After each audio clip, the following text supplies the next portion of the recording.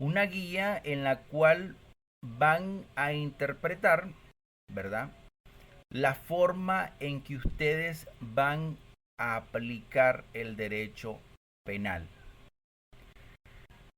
Su función es delimitar, de controlar no solamente al legislador, al que fabrica leyes penales, sino también al juez, quien aplica el derecho penal, al magistrado que aplica el derecho penal, al investigador que busca cómo relacionar el caso, aclarar el caso, al Ministerio Público, a la Fiscalía que busca cómo fabricar una acusación y evidentemente encontrar a una persona responsable. También la defensa hace uso de los principios penales, especialmente cuando hace una petición de derecho. Es muy bonito escuchar a un abogado realizar una petición, ¿verdad? Y que esta petición la pueda enflorar con los principios penales establecidos a partir del artículo primero al artículo 20 de nuestro Código Penal. Quiero enfatizar, ¿verdad?, de que el Código Penal tiene sus propios principios penales. Cuando ustedes estudian el derecho procesal penal, también ahí se estudia los principios procesales penales. Y puede ser que cuando estudien la Constitución Política, Derecho Constitucional, también estudien los principios constitucionales. Y cada ley que ustedes vayan a estudiar, una ley especial, una ley que regule una determinada actividad, ¿verdad? Ustedes se van a encontrar que efectivamente estas leyes también tienen sus principios. Cada ley ordinaria, especial, tiene principios que van dirigidos a la forma de aplicar la justicia en materia penal. Porque también tenemos justicia civil, tenemos justicia laboral, tenemos justicia de familia. Pero ahorita nosotros nos vamos a enfocar, vamos a estudiar los principios penales. Es así que los principios sirven como guía. Muchos autores dicen, puede ser una regla, seguir una interpretación legal a un caso específico. Puede ser de que algunos autores puedan decir nada que ver con reglas. Los principios están ahí para hacer uso de ellos cuando formalicen una petición legal. A mi punto de vista, los principios penales son como un ingrediente.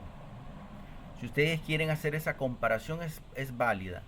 Son unos ingredientes para que ustedes puedan hacer un buen caldo, una buena sopa.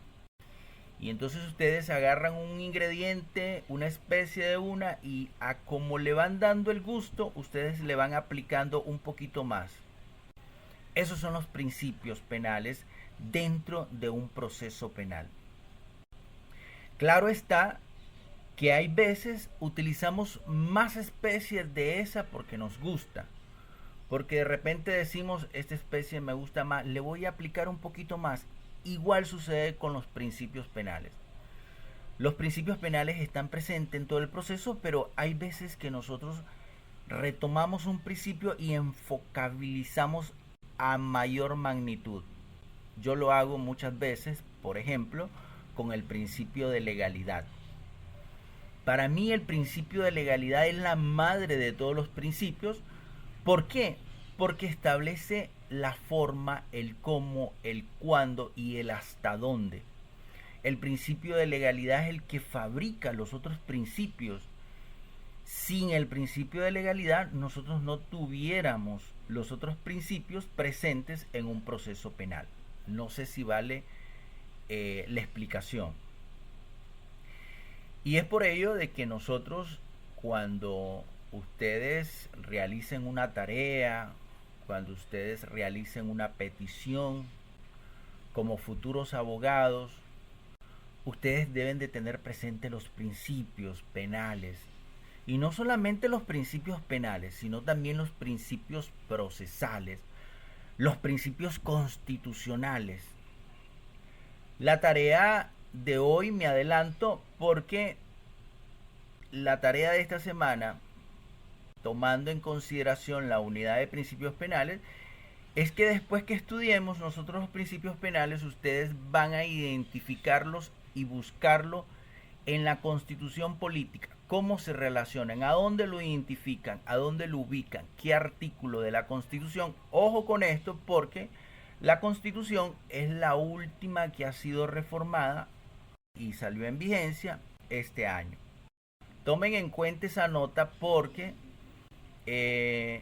no vayan a buscar una constitución de hace 2, 3, 4 años porque no es válida. La última es la reforma. Y en esa reforma ustedes van a pegar, ¿verdad?, la tarea con los principios penales en relación con los artículos de la Constitución política de Nicaragua vigente en este año.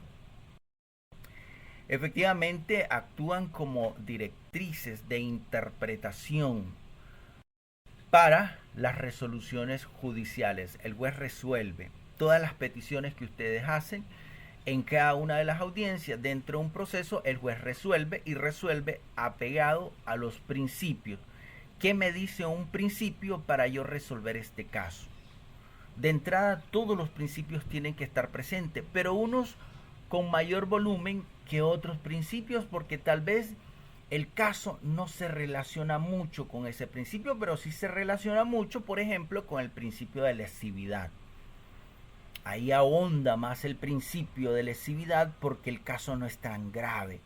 Por ejemplo, hay un caso relevante, muy fuerte, muy atinado, entonces tenemos que hablar del principio de proporcionalidad. Vamos a ser más proporcional en este caso, vamos a utilizar un poco más el principio de proporcionalidad, lo vamos a ampliar. Y a gran medida, ya como se ajusten los casos, así van a ir aplicando, acomodándose los principios penales para ese caso en específico. Sin embargo, hay un principio que me detiene, y como es el principio de interpretación extensiva, me dice el principio: no abuses de la interpretación. Usted tiene que limitarse a qué es lo que entiende de este caso y cómo lo va a resolver y cómo va a aplicar la ley. Pero no abuse de la interpretación porque esto es prohibido. También tenemos que tener presente este principio fundamental dentro del derecho penal, atendiendo a los principios que están contenidos a partir del artículo 1 al artículo 20 de nuestro código, que ustedes seguramente ya lo tienen a mano. Efectivamente, guardan una relación directa con los derechos fundamentales y vale la aclaración de la Constitución política. ¿Hay alguna pregunta, alguna consideración? Me dicen y yo pues puedo ahondar un poco más. ¿Cuál es la importancia de los principios penales? La importancia, ¿por qué es importante estudiar los principios penales? Hago referencia a 3 puntos muy importantes. Primero, los principios sirven para controlar la arbitrariedad. En otras palabras, los principios a gran medida no solamente regula, controla, detiene a esa administración de justicia abusiva,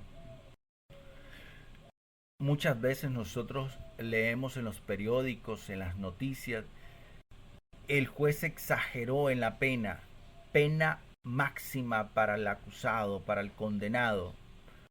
Se le otorgaron solo penas máximas. Hay que estudiar el caso más a fondo y puede ser de que exista una arbitrariedad en la administración de justicia para ese caso en específico, y ahí tenemos presentes los principios penales. Sirven también para delimitar el delito. ¿Qué significa esto? Esto significa que, por ejemplo, ya la ley, bajo el principio de legalidad, establece cómo se van a clasificar los hechos. En otras palabras, la ley enmarca de cómo se puede resolver un asunto atendiendo a su gravedad. Por eso nosotros tenemos delitos graves, delitos menos graves, delitos gravísimos, delitos leves.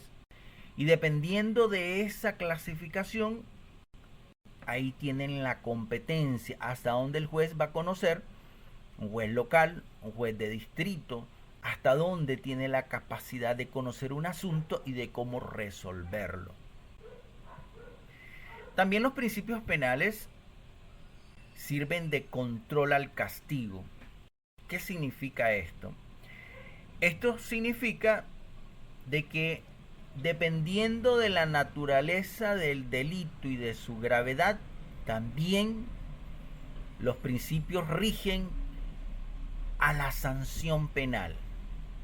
Un delito grave, una sanción fuerte, un castigo más severo.